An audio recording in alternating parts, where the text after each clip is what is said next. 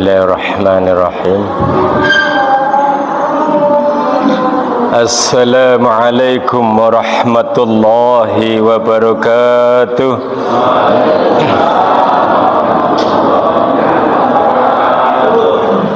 Alhamdulillahi rabbil alamin, alladzi man istata'a fi sabilihil hajj.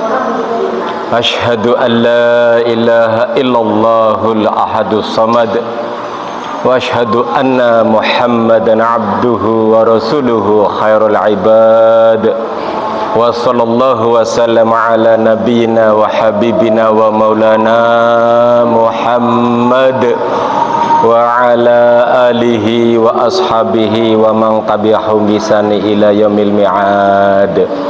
Qala Allah Ta'ala fil Qur'anil Karim, a'udzu billahi minasy syaithanir rajim. Ya ayyuhalladzina amanu la tuqaddimu baina yadayillahi wa rasulih wattaqullaha innallaha sami'un alim. Ya ayyuhalladzina amanu taqullaha wal tanzur nafsum ma qaddamat lighad wattaqullaha innallaha khabirum bima ta'malun. Amma ba'd. Para jamaah Masjid Al-Ibtisam PCM dan PCA Banjarharjo yang tetap dalam rahmat Allah Subhanahu wa ta'ala. Tema untuk kesempatan kali ini yaitu makna ketahanan pangan. Karena akhir zaman mungkin penting untuk pembahasan ketahanan pangan melihat geopolitik internasional sedang mengalami degradasi moralitas ilmu perang.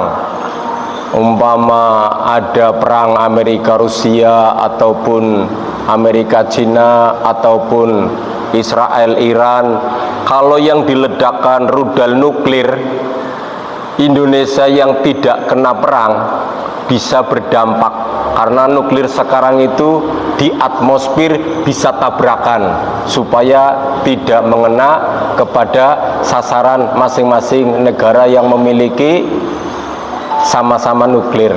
Jadi akhirnya kalau sudah begitu resikonya gagal panen. Kalau resiko gagal panen, jelas ketahanan pangan menipis. Kemudian kalau ketahanan pangan menipis, kalau musim perang, otomatis makanan untuk suplai utama para pasukan, supaya pasukannya mampu menghadapi lawan. Setelah itu ekonomi pasti ditarik untuk biaya perang. Akhirnya di masyarakat krisis. Kalau sudah setengah tahun ketemu krisis perang, jelas ketahanan pangan terganggu. Maka dari itu, mengambil ilmu dari Nabi Yusuf alaihissalam, Allah telah mentakdirkan paceklik alias gagal panen 7 tahun, dan Allah juga mentakdirkan sukses Nabi Yusuf alaihissalam mengelola ketahanan pangan untuk menghadapi waktu yang lama 7 tahun. Jadi sebelum terjadi, kita membahas ketahanan pangan dari segi ibadah. Masuk tema di surat yang ke-9. Nama suratnya surat At-Taubah, supaya kita selalu berpikir taubat, jangan lalai dari nilai taubat. Nama surat lain dari At-Taubah Al-Baro'ah, supaya kita berani berlepas diri dari ketergantungan orang-orang musyrik, orang-orang kafir, orang-orang yang mengendalikan seolah-olah keamanan dunia, tapi justru penjajah, perusak, dan penindas untuk kesusahan, kesengsaraan, penderitaan di dunia ini. Ayat yang kita bahas dimulai ayat 7 surat At-Taubah tadi. Ayat 3, bukan ayat 7-nya. Dimulai dari ayat 3. Ayat ini atau surat ini tidak ada bismillah, tapi kalau ta'awud boleh. A'udzubillahi minasyaitonir rajim. Ayat 3 berbunyi, wa adzanum minallahi wa rasulihi ilan nasi yaumil hajjil akbar annallaha bari'um minal musyrikin ila akhiri ayat. Wa adzanum minallah. Adzan itu kan panggilan. Adzan itu kan pengumuman waktu masuk sholat. Adzan itu kan batasnya agar orang diajak beribadah. Maka wa adzanu minallah, Allah Subhanahu wa taala mengumumkan. Tapi walaupun kalimatnya Allah mengumumkan dari semenjak anaknya Nabi Adam sampai Nabi Muhammad, Allah tidak pernah langsung mengumumkan ke makhluk, nggak pernah. Coba di hadis mana, di surat mana, ataupun di kitab mana yang Allah mengumumkan langsung ke manusia? Nggak pernah ada. Melalui malaikat Jibril ataupun melalui para nabinya. Maka malaikat Jibril menyampaikan ke makhluknya, yaitu para nabi utusan Allah Subhanahu wa ta'ala. Para nabi pun ada yang tidak butuh atau tidak tergantung malaikat Jibril. Seperti Nabi Musa alaihissalam disebut kalimullah, nabi yang langsung bisa ngomong dengan Allah tanpa melalui malaikat Jibril. Jadi unik, namanya takdir itu masing-masing nabi tidak sama. Masing-masing nabi punya keistimewaan tersendiri yang sudah Allah takdirkan masing-masing progresnya. Selanjutnya, bagaimana Allah mengumumkan wa rasulihi, dan rasulnya itulah yang mengumumkan kepada manusia, yaitu para rasul. Para rasul sudah meninggal, para nabi sudah meninggal, ya dilanjutkan manusia. Ya, matur suwun. Dilanjutkan manusia, yaitu para sahabat sampai seterusnya kepada kita. Itulah kehidupan umat manusia, saling sambung menyambung, saling sebagai penerus informasi.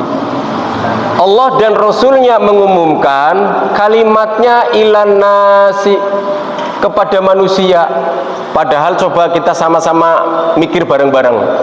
Ibadah haji itu khusus untuk umat Islam apa non muslim diajak ibadah haji? Khusus Islam, tapi ayatnya ilan nas, bukan ayatnya menggambarkan khusus ilal Islam. Ayatnya ilan nas, manusia. Begitupun yang namanya ibadah haji, orang beriman terpanggil. Kalau nggak beriman terpanggil nggak? Enggak. Tapi ayatnya nggak mengatakan khusus orang beriman, tapi ilan nas, manusia. Begitupun pada zaman baginda Nabi yang ibadah haji, sahabat semua, nggak ada orang kafir, nggak ada orang non muslim, sahabat semua. Yang dijamin pasti orang beriman. Kalimatnya tidak ashabi, tidak wahai sahabatku, enggak, tapi ilan nas, kepada manusia. Ya kenapa? Ada efek manfaat luar biasa yang namanya muktamar haji, manfaatnya untuk umum manusia. Kalau soal ampunan, kalau soal ibadah, kalau soal surga, itu jelas khusus umat Islam, khusus orang beriman. Dulu para sahabat dan sekarang orang yang menunaikan ibadah haji. Tapi kenapa ilan nas? Karena manusia selain Islam bisa mendapatkan keuntungan. Contoh, penjual tiket umroh, tiket haji, kalau penjualnya non muslim boleh nggak? Boleh. Mereka mendapat rezeki dari orang ibadah umroh, orang ibadah haji. Pesawat Boeing buatan Perancis, umpama katakanlah negara kafir, dibeli oleh umat Islam ataupun tidak dibeli, disewa untuk penerbangan umroh dan haji, boleh nggak perusahaan kafir menjalankan orang ibadah umroh, ibadah haji? Boleh. Orang kafir pun mendapat rezeki. Pantas ayatnya ilan nas, bukan khusus orang Islam, bukan khusus orang beriman, untuk manusia. Jadi manfaatnya banyak. Seperti dulu membeli kambing dari kaum muslimin kehabisan, boleh beli kambing dari orang musyrik atau orang kafir. Beli kambing untuk kurban. Kalau di dalam umat Islam sudah pada habis, sudah kekurangan, boleh. Itulah ibadah sekalipun khusus kita umat Islam, tapi manfaat efeknya untuk manusia tidak terbatas hanya KTP Islam. Allah Maha Mulia. Sementara kita kadang-kadang pengennya sekedar pokoknya kepentingan kita umat Islam, non muslim gak usah dipikirin kepentingannya. Padahal Islam itu rahmatanil alamin, rahmat untuk semua alam.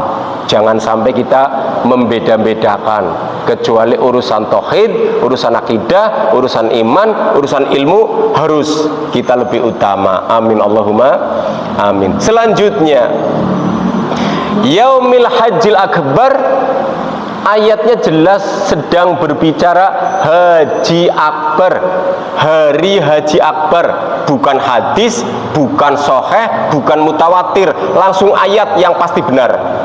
Karena tidak pernah saya dengar ada ayat dikoreksi ulama, ini ayatnya sahih enggak ya, ini mutawatir enggak ya, ini dhaif enggak ya, enggak pernah. Tapi kalau hadis kadang-kadang masih tanya sahih enggak, mutawatir enggak, dhaif enggak, masih berdebat, manusia senang debat.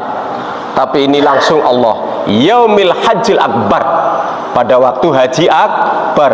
Maka manusia yang merasa intelektual kecerdasannya hebat sebagai ulama mengadakan cocokologi. Apa cocokologi?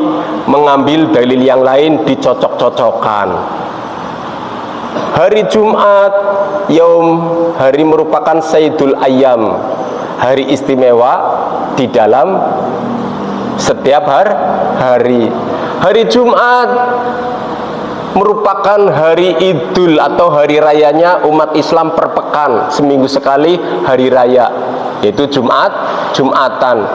Hari Jumat kalau 40 kali Jumatan bagi orang miskin dianggap sudah melaksanakan nilai ibadah haji, walaupun nanti kalau sudah mampu harus daftar lagi ataupun harus melaksanakan ibadah haji yang wajib. Dengan mengambil dalil seperti ini digabungkan, maka terjadilah berbeda pendapat karena manusia menggunakan akal semua. Ada enggak ulama menafsirkan, ya Allah berilah aku wahyu agar aku bisa menafsirkan ayatmu? Ada enggak? Enggak ada. Semua ulama ya pakai akal sehat, semua ulama ya pakai kecerdasan, semua ulama ya pakai intelektual. Enggak ada ulama menerima wahyu. Wahyu putus sudah semenjak zaman Nabi meninggal, selesai. Maka kalau ada orang bilang tafsir ulama itu dari wahyu, ketahuan sekali nggak paham. Tafsir ya pakai akal cerdas masing-masing. Makanya bukti perbedaan pendapat. Apa bukti perbedaan pendapat? Yang satu kelompok mengatakan Haji Akbar itu haji kalau hari Jumat ketemu Yaumul Arafah 9 Zulhijjah, orang pada wukuf di Arafah, itulah Haji Akbar. Menurut kelompok yang ngarang kitab Haji Akbar itu pendapatnya seperti itu. Mereka mengambil dari asar sahabat. Begitupun kelompok lain yang namanya Haji Akbar kalau terjadi di hari nahar, yaitu 10 Zulhijjah, seperti kemarin Jumat ketemunya 10 Zulhijjah, maka disebut Haji Akbar. Nanti ulama yang lain lagi sama dari asar sahabat, bukan tafsir sendiri-sendiri pengarang kitabnya, bukan, mengumpulkan, berusaha informasi. Yang namanya Haji Akbar itu bertepatan dengan Yaumun Nusuk, hari-hari nusuk, yaitu 11, 12, 13 Hijriah Zulhijjah. Ternyata 3 kelompok masing-masing paling benar tafsirnya. Itulah akal. Kalau dari wahyu ya nggak bakal beda pendapat. Terbukti sampai 3 kelompok beda pendapat. Ada yang menafsirkan Haji Akbar itu Jumatnya 9 Zulhijjah wukuf di Arafah, ada yang menafsirkan 10 Zulhijjah bertepatan dengan hari Idul Adha seperti yang tahun kemarin kita laksanakan, bulan kemarin kita laksanakan, dan yang ketiga katanya kalau hari Jumatnya ketemu di hari-hari nusuk pun itu namanya Haji Akbar. Setelah dipelajari asbabul nuzulnya, sebab-sebab turunnya ayat, supaya kita tahu ilatnya, kita tahu asal usulnya, kita tahu sebab musababnya, kita tahu bagaimana pada waktu ayat ini turun. ternyata beda dengan ketiga kelompok penafsir ini. Terus kita mau kaku, saklek, yang tiga sesat, neraka. Ya nggak usah. Silahkan kasih kemerdekaan masing-masing ulama, masing-masing saudara muslim memiliki kapasitas menafsirkan. Kita jangan kaku setelah kita tahu lalu kita memponis. Jangan. Biarkan perbedaan pendapat itu sudah terjadi sampai kapanpun. Kitabnya sudah dibeli oleh murid-muridnya, kitabnya sudah dijual di toko-toko kitab, sudah dimiliki dari zaman dulu sampai sekarang, menyebar ke seluruh dunia. Masing-masing mengklaim pendapat gurunya paling benar. Maka kita nggak usah GR seperti itu, nggak usah baperan. Majelis Tarjih Pimpinan Pusat Muhammadiyah mengambil berbagai sumber untuk rujukan, baru keputusannya disesuaikan kondisional pada zamannya. Jadi nggak pilih kasih, semuanya diterima dan semuanya tidak dijadikan patokan, karena masing-masing manusia punya kelebihan dan punya kekurangan. Apa asbabul nuzulnya? Yaumil Hajjil Akbar, yang disebut hari Haji Akbar, asal usulnya sebelum baginda Nabi melaksanakan sukses Haji Akbar, terjadi haji kecil yang disebut bahasa sekarang ibadah umroh. Itulah haji kecil. 6 Hijriah baginda Nabi berangkat ibadah umroh. Batal. Kenapa batal? Abu Lahab masih kuat, Abu Jahal masih kuat, Abu Sufyan belum masuk Islam, masih kuat. Orang kafir Quraisy, orang musyrikin Mekah. Rasulullah dilarang, tidak boleh masuk ke kota Mekah. Batal. Zaman dulu nggak pernah ada paspor. Kalau zaman sekarang mungkin tidak mendapatkan fiskal, mungkin tidak mendapatkan visa, mungkin tidak mendapatkan stempel job paspor di imigrasi, maka nggak bisa melaksanakan ibadah umroh. Zaman Nabi tidak ada. Kalau setiap peraturan zaman Nabi nggak ada, zaman sahabat nggak ada, zaman tabiin nggak ada, zaman ulama salafus saleh nggak ada, bid'ah, sesat, neraka. Berarti ilmu fiskal, ilmu visa, ilmu paspor sesat, neraka. Karena sekarang ibadah umroh itu syaratnya harus paspor. Kalau nggak pakai paspor nggak boleh. Ayo, mau kaku kita menafsirkan agama. Kalau nggak ada zaman Nabi, nggak ada zaman sahabat, nggak ada zaman ulama salafus saleh, sesat, neraka. Terus gimana? Sekarang harus ada fiskal, sekarang harus pakai visa kunjungan umroh, visa kunjungan haji, visa kunjungan lain-lain, dan harus ada paspor di imigrasi izin. Maka kita beragama nggak boleh kaku, beragama nggak boleh saklek, beragama nggak boleh taklid, harus mengikuti perkembangan zaman. Lalu umroh 7 Hijriah sukses, 8 Hijriah sukses, 9 Hijriah sukses. Alhamdulillah. Ulama beda pendapat lagi. Baginda Nabi Muhammad SAW katanya umroh 4 kali. Kenapa umroh 4 kali? Yang 6 Hijriah pertama walaupun gagal, hakikatnya sudah umroh. Maka kalau ada orang gagal berangkat, sudah bukti bayar, sudah bukti tiket, sudah bukti lain-lain, Allah menjadikan batal gagalnya proses, hakikatnya sudah umroh. Kata yang menafsirkan 4 kali umroh atau ibadah haji kecil. Ulama yang lebih berpendapat yang namanya batal, yang namanya gagal 6 Hijriah, ya jangan dihitung. Berarti baginda Nabi 7 Hijriah, 8 Hijriah, 3 Hijriah sukses umroh hanya 3 kali. Beda pendapat dari dulu, bukan cuma sekarang. Makanya kita kalau beda pendapat itu jangan ngotot untuk urusan kelompoknya sendiri, jangan. Sudah dari dulu memang Allah mentakdirkan beda pendapat. Kecerdasannya masing-masing memiliki cara pandang, cara persepsi, nalar memahami dalil berbeda-beda. Yang namanya ibadah umroh, haji kecil, umpamanya niat, pakaian ihram, di perbatasan yang disebut mikot, ya, masuk ke Mekah. Yang keempat, tawaf, ya. Yang kelima, sa'i. Yang keenam, tahallul. Sudah dianggap selesai. Itulah ibadah umroh yang disebut haji kecil. Asal muasalnya seperti itu. Umroh ibadah yang tidak dibatasi waktu, kapanpun boleh, siang boleh, malam boleh, nggak dibatasi waktu. Zaman Nabi tidak dibatasi, zaman sahabat tidak dibatasi, zaman tabi'in tidak dibatasi, sampai zaman pengarang kitab ulama salafus soleh tidak pernah membatasi ibadah umroh. Karena zaman berubah, pemerintah Arab Saudi zaman sekarang membatasi. Kalau sudah masuk Syawal, kalau sudah masuk Zulqaidah, apalagi masuk Zulhijjah, stop, tidak ada fiskal, paspor untuk izin umroh. Semuanya untuk melayani ibadah haji. Yang umroh pending, tidak ada pemberangkatan umroh. Syawal, Zulqaidah, Zulhijjah. Kalau kita mau kaku, zaman Nabi nggak ada, zaman sahabat nggak ada, zaman tabiin nggak ada, zaman ulama salafus saleh nggak ada, bid'ah, sesat, neraka. Berarti pemerintah Arab Saudi termasuk ulama-ulamanya sesat, bid'ah, neraka. Karena merubah aturan sih. Zaman Nabi, zaman sahabat nggak diatur, sekarang diatur. Itulah pentingnya memahami perkembangan zaman. Dalil bisa berubah. Paham ya? Jadi pemerintah Arab Saudi, kalau kita nih orang Banjarharjo mau umroh bulan Syawal, boleh nggak? Bisa berangkat nggak? Nggak boleh, bolehnya berangkat haji. Paham?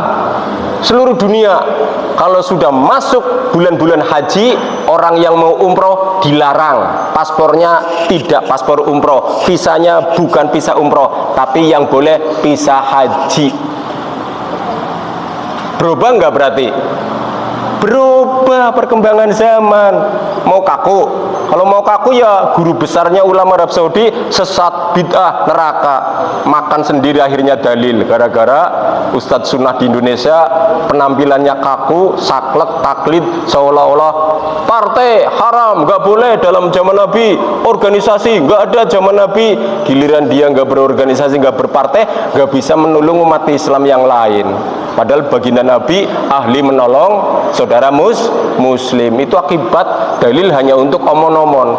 Tapi kalau Islam yang benar, dalil itu diamalkan. Maka pimpinan pusat Majelis Tarjih selalu menganjurkan mengamalkan dalil yang mudah diamalkan. Nggak usah berdebat tentang urusan orang yang kaku saklek di dalam memahaminya. Ternyata ibadah umroh zaman sekarang dibatasi. 3 bulan nggak boleh, Syawal, Zulqaidah, Zulhijjah. Berarti seolah-olah melanggar hadis Nabi, melanggar peraturan zaman dulu bebas. Masuk kepada pembahasan Yaumil Hajjil Akbar. Kenapa disebut ayat ini sedang membahas Hari Haji Akbar? Pada waktu itu Perang Badar, Abu Jahal sudah mati, Abu Lahab lagi cekik-cekik sakit, Abu Sufyan ada riwayat yang mengatakan sudah masuk Islam, ada riwayat yang mengatakan masuk Islamnya belum, cuman sudah simpatik, sudah nggak melawan keponakannya, sudah nggak melawan baginda Nabi. Akhirnya Rasulullah aman, bisa masuk ke tanah suci sampai ke Arafah. Itulah yang disebut Al-Hajj huwal Arafah. Yang namanya haji adalah orang wukuf tanggal 9 Zulhijjah di Arafah. Itulah haji. Akhirnya bisa ke Muzdalifah, bisa ke Mina, bisa balang Jamaroh, kemudian bisa kembali lagi nanti tawaf ifadah di Mekah Al-Mukarramah. Maka yang namanya haji setelah sukses itulah disebut Haji Akbar. Melaksanakannya sempurna, rukun-rukun ataupun yang besar-besar dilaksanakan, kemudian tidak ada batasan haji kecil ataupun umroh, melainkan sampai kurban, sampai hari nusuk sukses dilaksanakan. Itulah yang disebut haji akbar, tidak ada hubungannya dengan hari Jumat. Jadi kalau hajinya Senin, haji akbarnya Senin, ya sudah haji akbar. Kalau ketemunya Selasa, ya sudah haji akbar. Kalau ketemunya Rebu, ya sudah haji akbar. Semua sampai hari ini umat Islam setelah baginda Nabi sukses disebut haji akbar setiap tahun. Alhamdulillah, karena sudah aman. Begitupun haji akbar sukses, umpama nyampe ke Arab Saudi, ada orang yang satu alergi cuaca.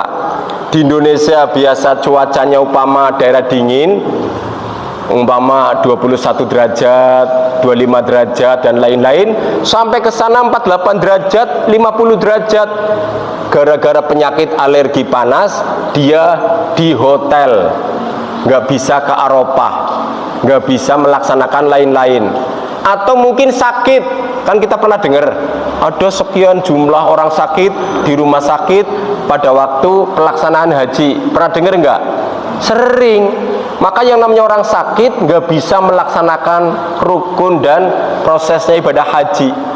Terus gara-gara kita tahu dia orang sakit, upama apalagi kepala kloter, saya sebagai pemimpin kepala kloter hakul yakin tahu dia itu tidur di hotel, sholat di hotel, dia nggak melaksanakan haji, pulang jangan dipanggil haji. Mau kaku begitu? Ya tetap piagam sertifikat haji, pulang inilah haji muda solihin, hajjah Siti Soleha upamanya, tetap diberi. Kenapa? Ya kasihan, bikin malu kalau gara-gara di sana sakit terus nggak mendapatkan sertifikat piagam haji. Karena urusannya sudah urusan Allah. Yang penting orangnya sudah bukti nabung tiap tahun, bukti berangkat, cek kesehatan paspor, bukti nyampe, datang ke sana. Perkara di sana diuji sakit, urusan Allah. Kita jangan ngurusi, aku weruh, saya tahu dia itu di hotel sholatnya, nggak pergi ke Arafah. Nggak usah membuat malu saudara muslim, itu sudah urusan Allah. Maka piagam sertifikat haji diberikan, nggak apa-apa, kita nggak usah protes. Itulah yang namanya beda pendapat sepanjang zaman selalu ada. Ada yang membahas ilmu hakikat, ada yang membahas ilmu syariat. Sepanjang zaman selalu begitu. Para hadirin yang dirahmati Allah Subhanahu wa taala, saking merdekanya baginda Nabi sehingga bisa melaksanakan haji akbar, bukan haji kecil, bukan hanya umroh. Annallaha bari'um minal musyrikin, bahwasanya Allah Subhanahu wa taala putus hubungan perpisahan, kontrak keamanan, jaminan, perjanjian damai dengan orang musyrik Mekah, dengan orang kafir Quraisy. Kalau kita mau kaku menafsirkan hanya satu kelompok saja, coba hari ini yang berlepas diri dengan orang kafir, yang berani perang dengan orang kafir, coba siapa? Yang berani nyerang Israel siapa? Yang berani nantang Amerika siapa? Kalau kita mau kaku, ilmu tafsir hanya terbatas oleh luhut bahasa, tekstual, formalitas, dan tidak menghormati kelompok lain yang beda pendapat, berarti sekarang yang benar Iran. Berani ngirim rudal ke Israel, berani nantang ke Amerika. Kalau tidak ada permintaan gencatan senjata dunia internasional, bisa dikirim rudal balistik, rudal hipersonik, ataupun rudal penjelajah ke Amerika, balas. Tapi karena Donald Trumpnya minta damai, kirimnya ke pasukan yang ada di Qatar. Akhirnya markas besar Amerika yang ada di Qatar dikirim COD rudal penjelajah dari Iran. Itulah kondisi zaman sekarang yang berani berlepas diri, berani bertolak belakang, berani putus hubungan dengan orang kafir. Negara Palestina, Hamas dan teman-temannya, negara Iran, dan orang-orang yang berjuang melawannya. Yang lain enggak. Terus kita mau kaku, oh kalau begitu berarti seluruh negara Arab sesat. Gak usah. Yang namanya beda kondisi, beda pendapatnya itu sepanjang zaman. Makanya kita harus punya wawasan yang luas, punya jiwa yang legowo, punya dada yang lapang apabila menerima perbedaan pendapat. Gak usah kaku. Maka dengan begitu Rasulullah asli Haji Akbar berani memutus hubungan, berlepas diri dari perjanjian dengan kafir Quraisy, dengan musyrikin Mekah. Nah, kalau yang hari ini masih ada kedutaan Israel, kedutaan Yahudi, kedutaan negara-negara kafir harbi, gimana? Kan melanggar ayat ini. Kalau mau kaku-kakuan, kalau mau saklek-saklekan, kalau mau taklid-taklidan, ya. Jadi janganlah memahami agama sesuai dengan kelompoknya sendiri-sendiri. Kita berusaha menghormati kelompok lain yang beda pendapat.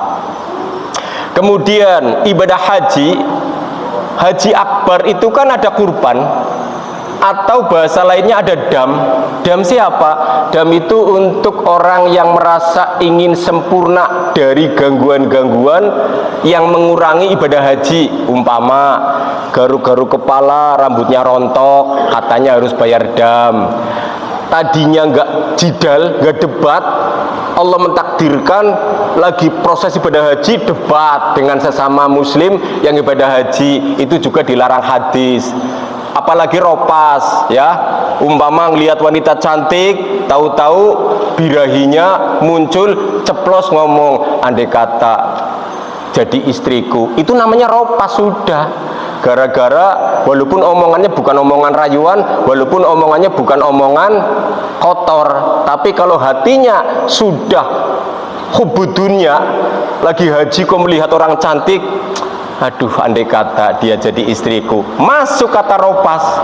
Maka menyempurnakan ibadah haji bayar dam, yaitu beli kambing untuk kurban. Apalagi orang yang pengen kurban beneran, tanpa pelanggaran pun, tanpa ada gangguan pun, memang niat saya haji orang mampu, kesempatan ibadah lagi dilipat gandakan, maka saya berani beli kambing, mumpung di tanah suci.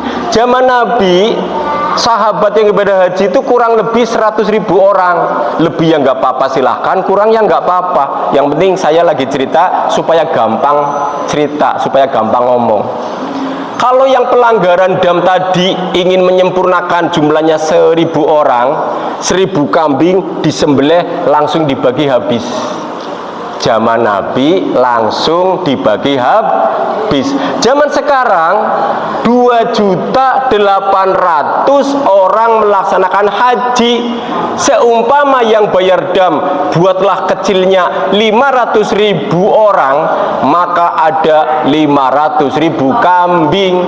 Panitia haji di Arab Saudi sedang repot nata orang agar tidak macet, nata orang agar tidak tersesat jalan, nata orang agar pulang masing-masing ke negaranya aman, nata orang dari hotel ke bandara supaya tertib lalu lintas, tidak sibuk ngurusi bagi daging kurban. Yang penting daging kurbannya sudah disembelih 10 Zulhijjah, sudah dikurbankan 11, 12, 13, 4 hari nusuk, 4 hari untuk kurban, sudah selesai. Dagingnya dikumpulkan di kontainer kulkas, diawetkan supaya nanti dibagi ke negara-negara Afrika, ke Palestina maupun ke negara yang perlu dikirim, menunggu proses haji selesai, pulang ke negara masing-masing.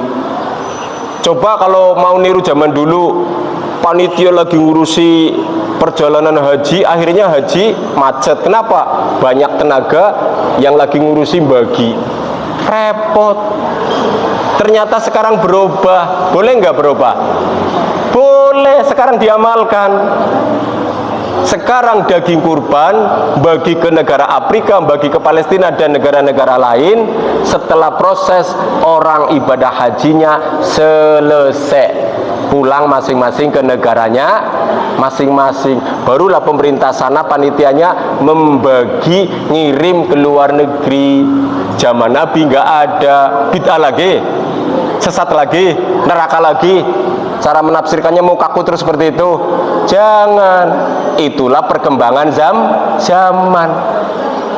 Karena mengelola manusia itu lebih utama, mengamankan manusia lebih utama, menyelamatkan manusia lebih utama, melancarkan perjalanan manusia lebih utama, agar sang hujat tamu-tamu ibadah haji semuanya proses lancar. Maka panitia fokus untuk ngurusi keselamatan ibadah haji. Setelah proses selesai, barulah pengiriman ke luar negeri. Berubah nggak berarti? Dengan contoh Nabi, contoh sahabat, berubah. Terus nggak boleh, dilarang. Gimana? Itulah makanya saya sering mengajak supaya kita terus dicerahkan, terus pencerahan, agar umat Islam semakin cerdas. Jangan kaku, jangan saklek, jangan taklid, memahami seolah-olah harus sama dengan zaman dulu. Kalau sholat iya harus sama dengan zaman dulu. Kalau puasa iya harus sama dengan zaman dulu. Kalau hukum iya harus sama dengan zaman dulu. Tapi kalau proses sarana, kalau proses kemanusiaan, kalau proses status sosial, kalau proses perkembangan modernisasi boleh berbeda, karena bukan ibadah mahdoh. Berubah. Ya, sekarang kembali kepada ayat. Di surat Al-Hajj, surat khusus membahas orang haji, ayat ke-36. Di pertengahan ayat ini kalimatnya, fa idza wajabat junubuha fakulu minha. Fa idza, maka nalika ketika wajabat sudah selesai kewajiban kurban, junubuha, binatang kurbannya terbaring, tergeletak, mati, sudah disembelih, fakulu minha, maka makanlah daging kurban. Coba tolong saudara kaum muslimin, barangkali orang Banjarharjo lebih teliti dari saya. Saya membaca surat Al-Fatihah sampai surat An-Nas, Qul a'udzu birabbin nas, tidak ketemu atau belum ketemu, barangkali saya gugup cara nelitinya, ayat yang nyuruh masak. Belum ketemu. Tolong nanti kapan-kapan sampaikan, Pak Muda, saya ketemu ayatnya nih, nyuruh masak. Ayatnya mengatakan kalau sudah kurban binatang kurban selesai diselesaikan proses penyembelihan, maka makanlah dagingnya. Kalau menafsirkan ayat tidak boleh menggunakan akal, silakan ulama suruh makan daging mentah, karena tidak ada ayat yang nyuruh masak. Ayo, maka akal sehat suruh masak, walaupun ayatnya nggak ada yang perintah masak. Coba tolong buktikan ayat masak mana. Tapi saya lebih baik dimasak daripada dimakan mentahan. Berarti saya melanggar ayat. Ayatnya nyuruh fakulu minha, makanlah binatang kurban. Ayatnya nggak nyuruh masak, tapi saya masak.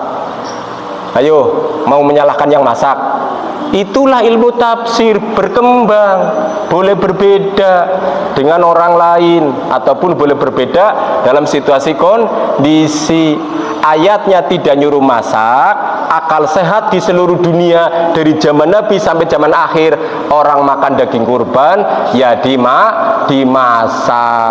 Perkara seleranya masing-masing silahkan. Seneng sate monggo, seneng opor monggo, seneng rendang monggo, seneng gulai monggo, terserah. Yang penting dimasak. Terus hadis Nabi yang nyuruh bumbui, coba buktikan. Hadis Nabi makan daging kurban terus menjelaskan bumbunya A, B, C, D, mana hadisnya? Terserah umat, pengen pedes ya tambah sambel, pengen asin tambah garam, pengen manis tambah jenis gula, silahkan. Ayat dan hadisnya simple, kita disuruh mencerna masing-masing. Maka mudah-mudahan kita jadi orang Islam itu jangan kaku, jangan saklek, jangan taklid. Ya, itulah bukti ayatnya tidak nyuruh masak, langsung nyuruh dimakan. Tapi kan kita punya akal, masa binatang kurban langsung dimakan. Kalau kita kucing ya mungkin langsung dimakan. Kalau kita harimau ya mungkin. Ya, kita kan manusia punya akal. Kelebihan manusia itu di akal. Semua makhluk itu dikasih kelebihan oleh Allah, hanya manusia yang punya akal. Kemudian hadis baginda Nabi. Ada hadis yang melarang menyimpan daging kurban lebih dari 3 hari. Harus diketahui sebab musababnya, harus diketahui ilat asal usulnya. Kalau bahasa hadis harus dipahami asbabul wurudnya, sebab-sebab terjadi keluarnya hadis itu. Kalau nggak paham bisa menyalahkan orang lain tapi nggak benar, akibat nggak paham. Bagaimana hadisnya? Baik Bukhari, Muslim, Tirmidzi maupun kitab-kitab yang lain, kalimatnya ada beberapa redaksi. Saya mengambil redaksi yang menggabungkan. Bagaimana kalimatnya? Kuntu, aku dalam keadaan, kata baginda Nabi dahulu, nahaitukum, pernah melarang kalian. Rasulullah pernah melarang sahabat. Apa yang dilarang oleh Rasulullah kepada sahabat? Millahumil adahi, dari perkara menyimpan daging kurban. Faqo salasi, faqoke di atas, tapi maksudnya bukan di atas, melebihi 3 hari. Dilarang oleh baginda Nabi orang yang menyimpan daging kurban lebih dari 3 hari. Hadisnya sahih, hadisnya mutawatir. Tapi kalau nggak dipahami bisa bertengkar dengan orang yang nyimpen daging. Apa alasan baginda Nabi? Redaksi yang lain ada hubung kaitnya. Kana bin nasi jahdu, pada waktu itu kondisi manusia jahdu, sedang kena paceklik, sedang kena bencana, sedang kena gagal panen, sedang kena musibah, bahasa gampangnya kelaparan.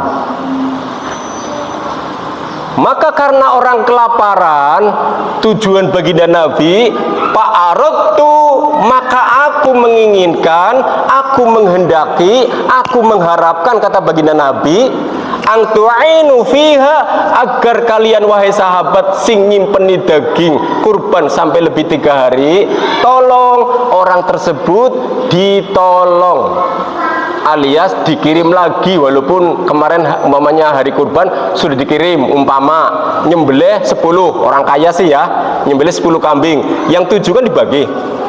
Selesai enggak? Selesai. Kan masih punya 3. Yang 3 dibawa pulang ataupun dikembalikan ke orang yang punya hajat kurban. Punya 3, tulung, itu masih ada orang. Apa posisinya? Posisi hadisnya dilanjut supaya kita jelas tentang pertolongannya. Alasannya karena tujuannya kalau ada orang kelaparan, orang kekurangan, kita disuruh nolong. Maka jangan menyimpan daging kurban lebih dari 3 hari. Redaksi yang lain menjelaskan lagi, lebih detail lagi. Redaksi yang lain supaya apa? Lihat tasi'a, bagi orang yang memiliki keluasan menyimpan daging kurban. Berarti tadi orang lain cuma nyimpen setengah kilo, 1 kilo, ini nyimpen 3 kambing ya. Apalagi yang semakin orang kaya raya, umpamanya menyimpan daging sapi dan lain-lain, luas. Sekaligus dzutaula, yang memiliki tol. Apa tol?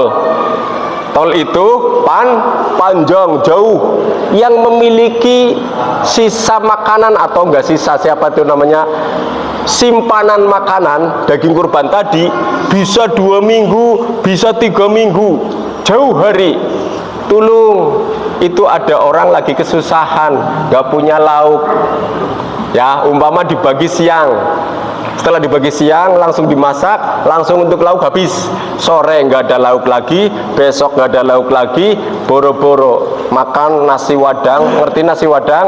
Nasi bekas kemarin, atau kita habis hajatan, kondangan, terus nasinya untuk besok.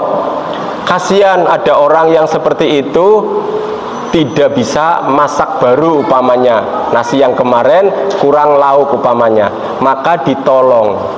Tujuannya supaya nolong. Ala atas orang, man siapa orangnya, la taululahu yang tidak memiliki waktu yang panjang di dalam menikmati binatang kurban, daging kurban, supaya ditolong. Umpama saudara, tetangga, temen, kalau kita nggak tahu, nggak apa-apa, yang namanya nggak tahu.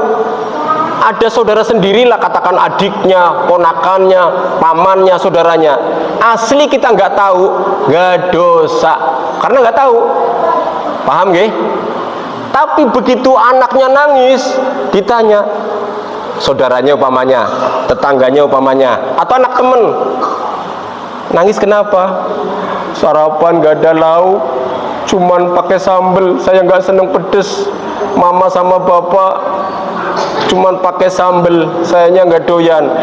Allah mentakdirkan kita tahu gara-gara tanya anak nangis. Maka begitu tahu, kok kita nyimpen di kulkas masih lauk pauk banyak, ditolong walaupun kemarin sudah membagi. Kenapa? Surga, Islam itu ngajak surga, bukan hanya ngajak dunia. Buat apa kita melihat penderitaan saudara kaum muslimin, kita membiarkan? Tidak, justru dengan kita melihat ada orang kekurangan, ini jalan surgaku, memberi pertolongan. Diajak surga oleh Allah, oleh syarat Islam, supaya nolong orang yang kesusahan. Maka kalau ada saudara muslim Palestina kayak seperti itu, kok kita nggak peduli, kita nggak tanggap, kita nggak peka, khutbah nggak nyinggung Palestina, ceramah nggak nyinggung Palestina, dakwah nggak nyinggung Palestina, masa bodoh dengan muslim Palestina yang menderita. Ciri-ciri pendakwah asobiyah, pendakwah firqah, pendakwah yang tidak memuliakan Islam.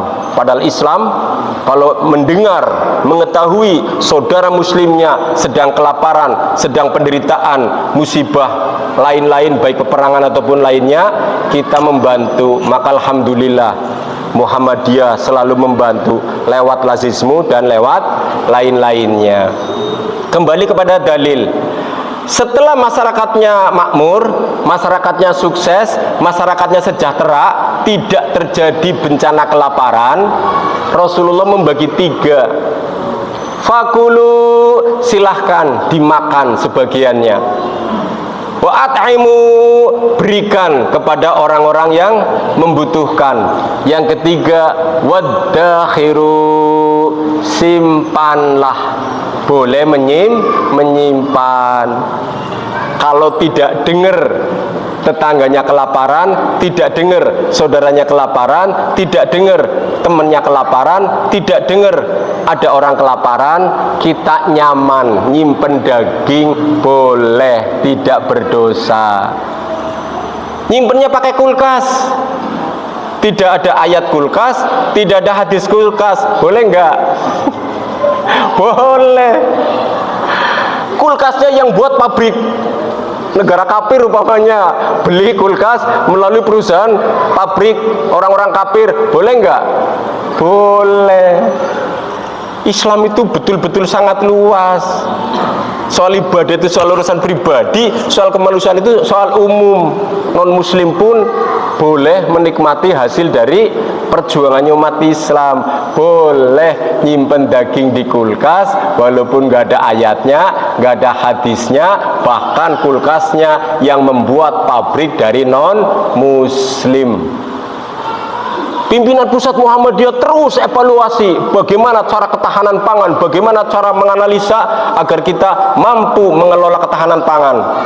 Allah mentakdirkan lewat lazismu Jawa Tengah, lazismu Jawa Timur, lazismu Jawa Barat, lazismu DKI, lazismu Yogyakarta, lazismu Banten, lazismu Aceh, lazismu Kalimantan Timur, lazismu Sulawesi Selatan, lazismu Bali, 10 lazismu provinsi. Itu pun baru sedikit, 10-nya belum full, belum sepenuhnya, baru iuran-iuran ataupun bantu-membantu. 10 provinsi yang ada lazismu mengembangkan program rendangmu, ketahanan pangan. Apa bukti ketahanan pangan? Rendangmu bisa diprogram 2 tahun lebih, tidak basi, tidak rusak, masih enak dimakan. Seluruh dunia umat Islam belum ada yang punya pabrik untuk mengawetkan daging kurban lebih dari 2 tahun. Dipelopori oleh Muhammadiyah. Alhamdulillah kita berada di barisan Muhammadiyah. Manusia-manusia mengajak kecerdasan, manusia-manusia mengajak berkemajuan, manusia-manusia mengajak hidup modern agar Islam ditampilkan sebagai agama yang maju, bukan agama jumud, bukan agama jadul, bukan agama keterbelakangan, melainkan agama yang mengembangkan intelektual, nalar akal sehat. Akhirnya karena daging rendangmu programnya 2 tahun lebih, bisa kuat di kaleng, 1, gizinya tinggi. Ya, tanya ke ilmu kesehatan, di sini pun ada dokter. Ternyata rendangmu bergizi tinggi, berkalori maupun punya lain-lain istimewa daripada bantuan jenis instan maupun jenis roti umpamanya. Ya, yang ketiga, disimpan di gudang-gudang bantuan, aman dari tikus. Coba kalau di gudang roti sama mie instan, tikusnya merusak, akhirnya banyak yang kotor. Tapi karena rendangmu pakai kaleng, higienis, bersih, terjamin dari gangguan tikus. Bisa membantu bencana alam, waktu di Cianjur, waktu di Garut, waktu di pulau lain, kirim gampang distributornya. Sampai-sampai ke Palestina, berapa ton dikirim ke sana untuk membantu saudara muslim Palestina. Dari pintu Rafah ditutup, dari pintu perbatasan Gaza yang mau ke Israel ditutup, pintu Yordania masih terbuka. Begitu tahun kemarin pintu Yordania tertutup, pintu Libanon terbuka. Pimpinan pusat Muhammadiyah banyak yang ahli diplomatik, tidak batal dari pintu 1 terus mundur pulang lagi, gagal, batal, tidak bisa membantu. Enggak, harus selesai sukses melaksanakan bantuan. Banyak cara orang yang ahli diplomatik di tataran dunia internasional. Alhamdulillah, akhirnya warga muslim Gaza Palestina menikmati rendangmu. Dari siapa? Dari doa kita, dari infak kita, dari sodako kita, dari zakat kita, dari orang-orang yang peduli kepada kemanusiaan. Itulah ketahanan pangan, supaya mampu menolong saudara muslim. Ilmu ketahanan pangan lahir dari rendangmu. Ini soal daging. Para hadirin dirahmati Allah subhanahu wa ta'ala, proses daging, si pengguna mau makan tidak repot nyari wadah, tinggal dibuka kalengnya, dimakan. Tidak repot cari gas, dimasak, tinggal langsung dibuka, dimakan. Tidak repot nyari air untuk mencuci bekas makan, habis makan kaleng buang ke tempat sampah. Praktis, subhanallah. Ilmu yang begitu nyata, ilmu yang begitu nampak, ilmu bisa dipelajari lewat kehidupan nyata. Hari ini baru dimulai oleh lazismu di bawah naungan Muhammadiyah. Seluruh dunia belum ada umat Islam yang bisa mengawetkan daging matang lebih dari 2 tahun, kecuali pabrik kalengan-kalengan itu tak jelas, pabrik non muslim ataupun bukan cerita rendangmu, bukan cerita daging kurban, beda. Makanya kita walaupun swasta, Muhammadiyah bukan negara, tapi cara berpikirnya maju, bisa melebihi negara. Kalau kita dikasih amanah, sangat bagus. Contoh ketahanan pangan kedua, Dr. Ustadz Adi Hidayat dengan tim penelitinya, dia datang ke Korea, bagaimana pertanian teknologinya, pergi ke Jepang, bagaimana teknologi pertanian, pergi ke Mesir, bagaimana beras basmati dan beras lainnya untuk teknologi ilmu pangan.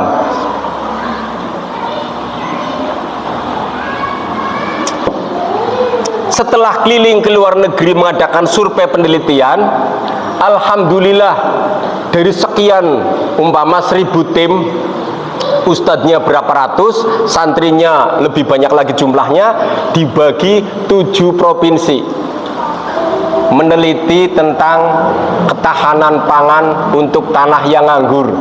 Sudah disurvei, tanah tersebut menurut masyarakat tidak bisa ditanami sepanjang tahun. Menurut ahli pertanian di masyarakat tersebut, tidak ada yang bisa panen. Allah mentakdirkan kemuliaan lewat timnya Ustadz Adi Hidayat. 7 tempat dijadikan semacam pilot project ataupun semacam percontohan.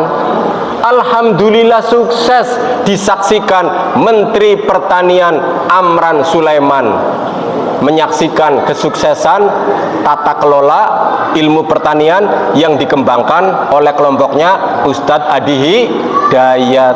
Padahal Ustadz Adi Hidayat bukan kepala dinas pertanian. Itulah Allah mentakdirkan, bukan kepala dinas pertanian, ilmunya bisa melebihi kepala dinas pertanian, praktek bisa sukses.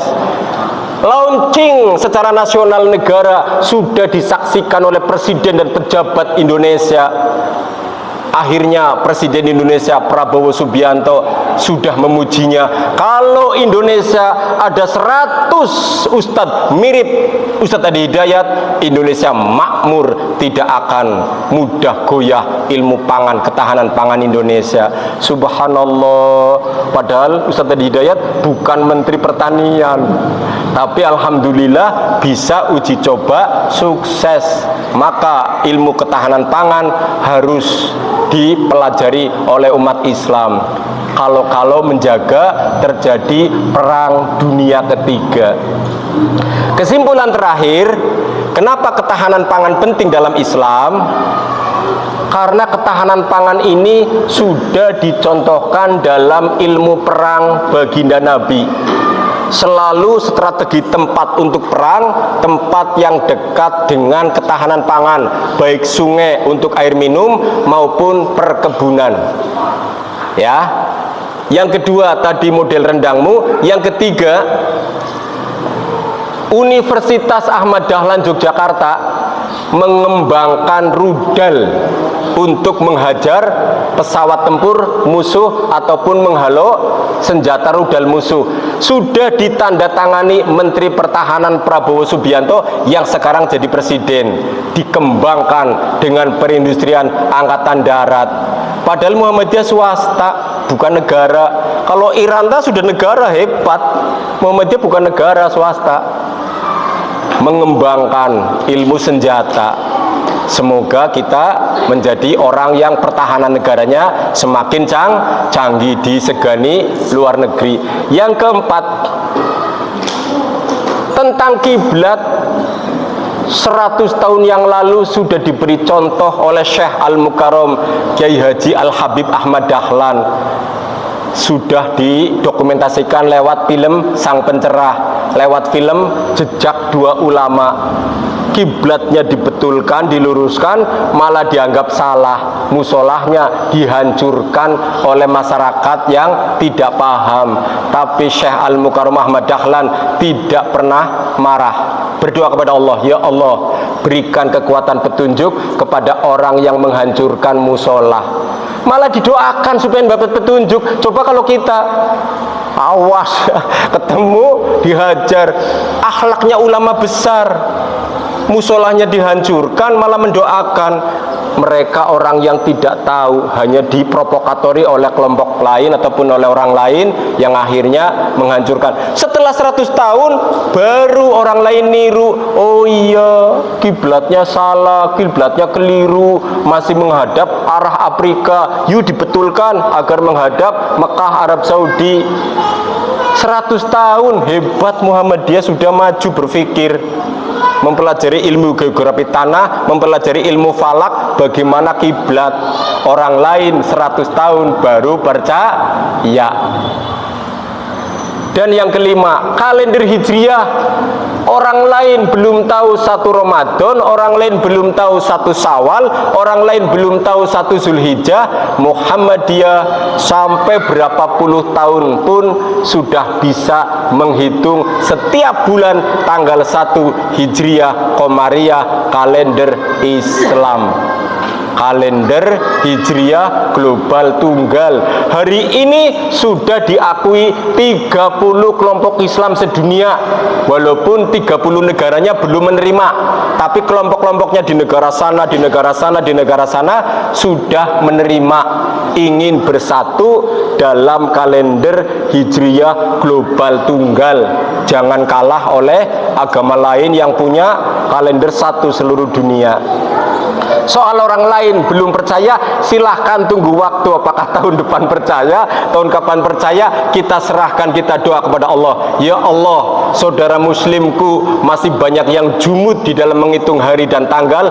Engkau yang maha menentukan, Engkau yang maha mentakdirkan, kuatkan petunjuk agar mereka tercerahkan supaya paham. Karena ini ilmu astronomi, sarjana astronomi sudah ribuan, betul gampang untuk membuat kalender tanggal 1 setiap bulan. Zaman Nabi tidak ada sarjana astronomi, zaman sahabat tidak ada sarjana yang ahli ilmu pertanggalan ataupun ilmu perkalenderan. Zaman sekarang ribuan. Artinya apa? Secara ilmu hakikat atau ilmu syariat, hakikat dan syariat sama-sama bisa dipertanggungjawabkan ilmiah ilmunya.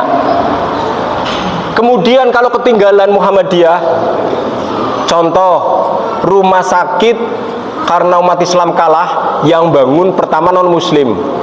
Karena Muhammadiyah mempelajari, sekarang rumah sakit terbanyak di dunia milik Muhammadiyah. Non muslim yang dulu memberi contoh rumah sakit keselip jumlahnya. Begitupun universitas zaman kekhalifahan Bani Fatimiyah, berdirilah Universitas Al-Azhar. Sampai hari ini sudah 1000 tahun tidak mencapai 100 cabangnya. Muhammadiyah mempelajari universitas, hari ini baru 100 tahun sudah lebih dari 100 universitas perguruan tinggi seluruh Indonesia. Belum nanti ngitung di Amerika, belum nanti ngitung di Australia, belum nanti ngitung di Filipina, belum nanti ngitung di Malaysia, belum nanti ngitung di tempat lain. Subhanallah. Kalau di depan banter meninggalkan kelompok lain, kalau di pertengahan atau rute belakang ngejarnya cepat. Itulah kita kalau memahami Islam akan diberikan petunjuk oleh Allah Subhanahu wa taala, cepat memajukan kemuliaan saudara muslim. Doa kafaratul majlis. Subhanakallahumma wa bihamdika asyhadu an la ilaha illa anta astaghfiruka wa atubu ilaik. Nasru minallahi wa fatun qarib. Basyiril mu'minin. Wassalamualaikum warahmatullahi wabarakatuh.